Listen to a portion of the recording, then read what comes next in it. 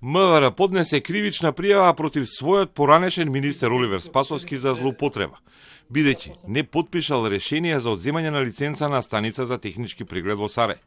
Наведува дека станицата за технички преглед 2021 повеќе од 3 месеци работела нелегално и на тој начин заработила повеќе од 90.000 евра наплатени за услуги кои не смеела да ги дава.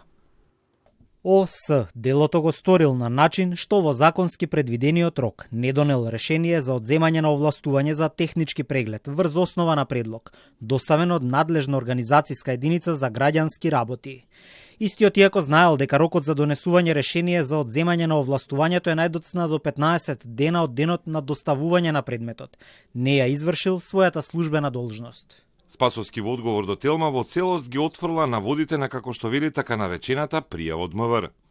Не ме изненадуваат методите, ништо ново. МВР се враќа на сцена секогаш кога треба да се дефокусира јавноста од реалните скандали на власта. ВМРО ДПМН е бега и сака да го оттргне вниманието од важните теми: трагедијата во Кочани, мигрантите, криминалите и лошата економска состојба. Така да се е јасно, ова е класичен обид за политички прогон, за дефокусирање на темата од мигрантите и скандалите на власта.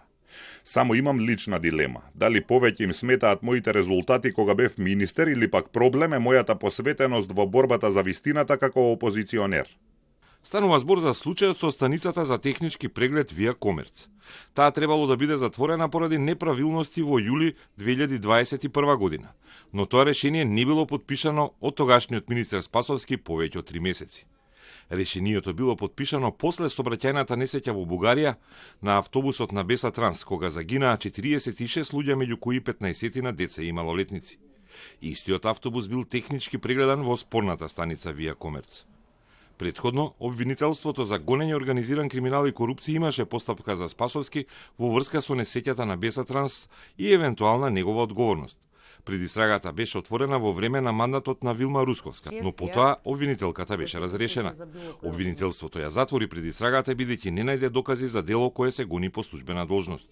Спасовски во моментот е пратеник и координатор на пратеничката група на СДСМ, а партијата реагираше дека станува збор за политички мотивиран прогон кој има за цел дефокусирање на јавноста од актуелните проблеми со кои се соочува владата на Мицкоски.